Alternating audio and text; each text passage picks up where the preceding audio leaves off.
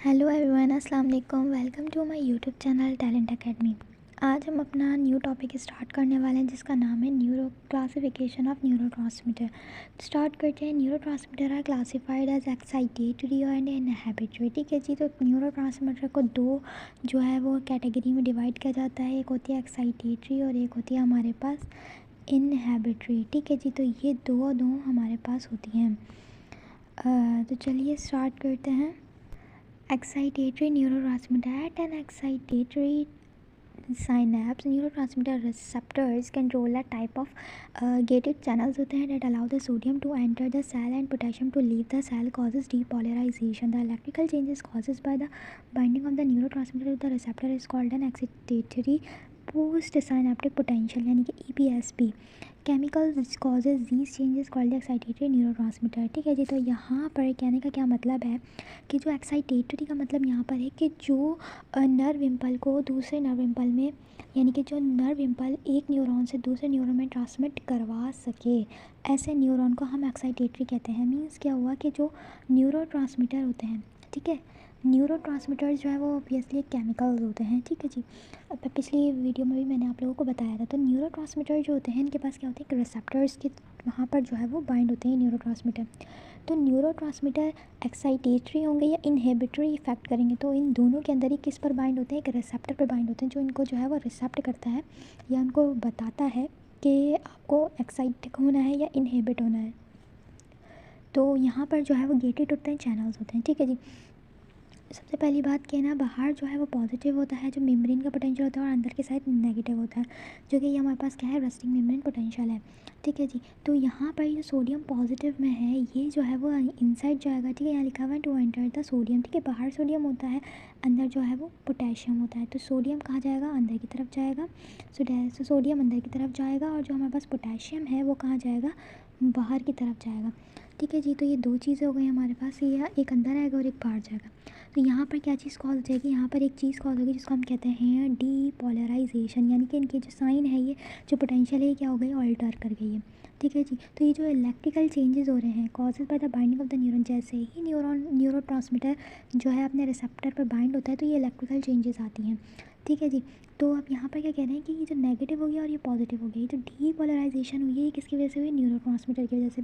अब ये न्यूरोट्रांसमीटर जो है वो नर्व इम्पल को दूसरी जो है वो न्यूरॉन के अंदर जो है वो ट्रांसफ़र करवा देंगे। तो ये हमारे पास होगा एक्साइटेटरी, जो हमारे पास एक न्यूरॉन से दूसरे न्यूरॉन में जो है वो इम्पल्सेस को ट्रांसफ़र करवा रहे होते हैं with the help of the, कौन होते हैं, न्यूरोट्रांसमीटर होते हैं। और कहाँ पर बाइंड होते हैं, किसी भी रिसेप्टर पर।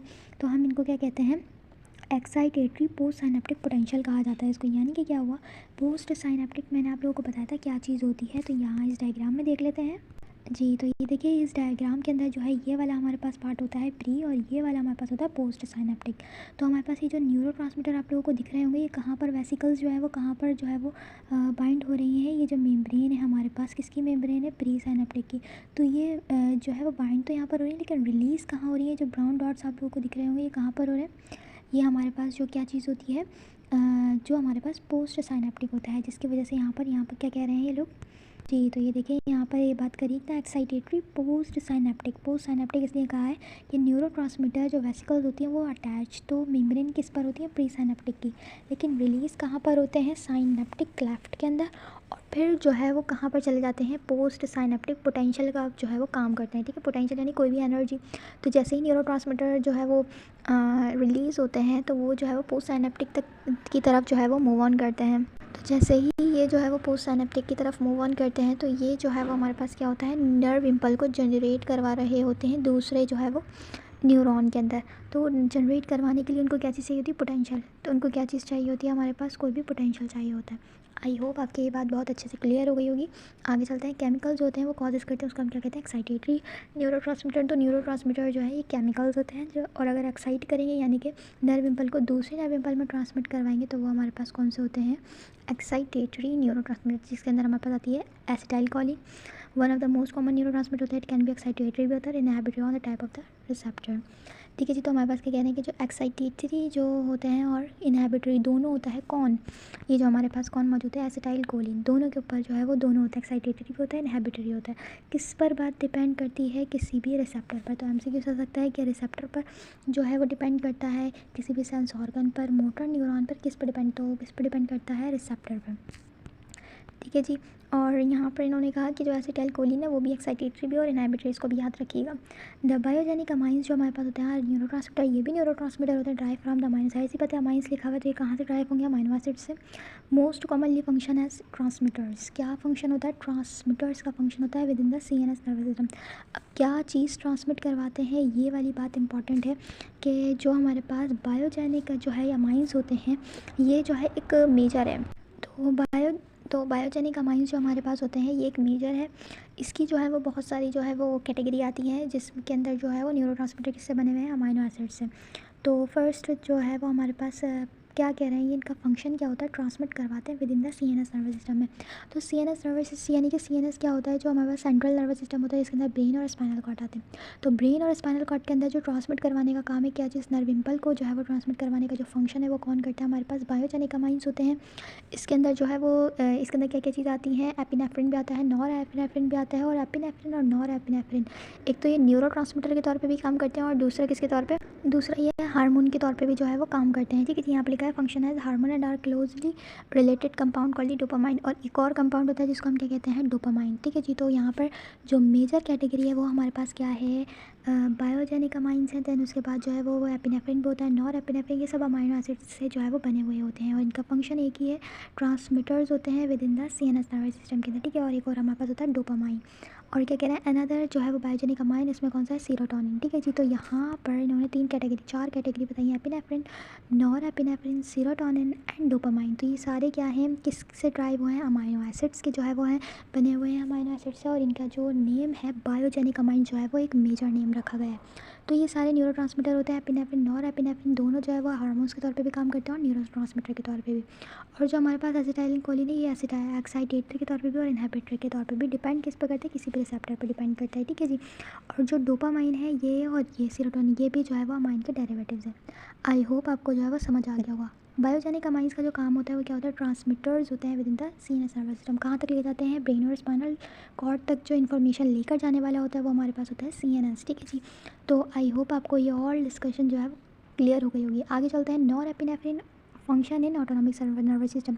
ठीक है जी। तो एपिनेफ्रिन था और एक था नॉर एपिनेफ्रिन। तो नॉर एपिनेफ्रिन वाला जो है ये क्या करता है, ऑटोनॉमिक नर्वस सिस्टम के अंदर जो है वो काम करते हैं। अब ये ऑटोनॉमिक नर्वस सिस्टम क्या होते हैं, यानी कि ऐसा नर्वस सिस्टम के अंदर जो है वो ऑटोमेटिकली जो काम हो रहे होते हैं। ठीक है जी। जैसे कि हमारी हार्ट बीट ही ऑटोमेटिकली जो है वो काम हो रहा होता है। तो ये हमारे पास ऑटोनॉमिक नर्वस सिस्टम के अंदर काम करता है, कौन, नॉर एपिनेफ्रिन। आगे चलता है, डोपामाइन एंड सीरोटोनिन जो है affect sleep, mood, attention and learning imbalance of these neurotransmitter.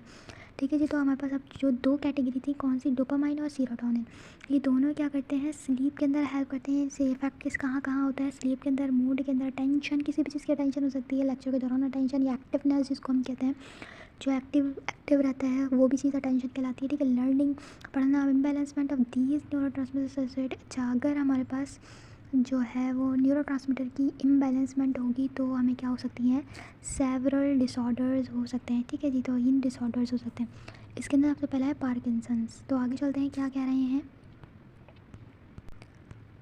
जी। तो यहाँ पे क्या कह रहे हैं, Parkinson's disease is due to the low level of the dopamine and schizophrenia is due to excess level of dopamine. ठीक है जी। तो यहाँ पर क्या कह रहे हैं, दो डिजीज़ का जिक्र है, क्या वही पार्किंसंस डिजीज़ और एक है हमारे पास शाइज़ोफ्रेनिया। तो ये डिसीज़ेज़ दो हैं हमारे पास। ठीक है जी। तो एक डिजीज़ जो हमारे पास पार्किंसंस है वो किसकी वजह से हो रही है, लो लेवल ऑफ डोपामाइन। और जो शाइज़ोफ्रेनिया है ये किसकी वजह से हो रही है, एक्सेस लेवल ऑफ डोपामाइन। तो ये अब आपके ऊपर डिपेंड करता है आप इसको किस तरह याद रखते हो। तो पार्किंसंस डिजीज़ लो लेवल से और शाइज़ोफ्रेनिया जो है वो हाई लेवल ऑफ या excess level of the dopamine. I hope आपको अच्छे से क्लियर हो गया होगा। चलिए आगे चलते हैं जी। तो नेक्स्ट है हमारे पास इनहिबिटरी न्यूरोट्रांसमीटर। क्या होता है, an inhibitory the binding of the neurotransmitter molecule with the post synaptic membrane पर होंगे, hyperpolarise the membrane by opening ions channels that make the membrane more permeable, either to potassium which rushes out the cell or to chlorine which enters the cell because of a large concentration gradient होता है, और to both of these ions membrane potential even more negative जो है वो then जी। तो हमारे पास hyperpolarisation के अंदर जो कंडीशन होती है वो किस तरह होती है कि आउटसाइड जो है ये कंडीशन होती है पॉजिटिव होता है और इनसाइड नेगेटिव होता है, ठीक है, इस तरह होता है। लेकिन कंटिन्यूसली जो पोटेशियम है वो हमारे पास क्या होता है, आउटसाइड जा रहे होते हैं, आउटसाइड कंटिन्यूसली जो है वो पोटेशियम जाएंगे।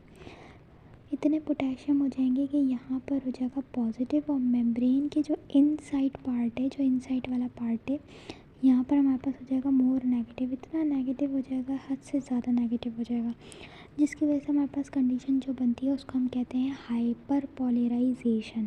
और वो हमारे पास होती है हाइपर पोलराइजेशन, जिसकी वजह से जो है वो सेल का जो लार्ज कंसंट्रेशन के अंदर ग्रेडियंट बन जाएगा और जो है वो मेम्ब्रेन पोटेंशियल मोर नेगेटिव हो जाएगी रेस्टिंग मेम्ब्रेन पोटेंशियल से।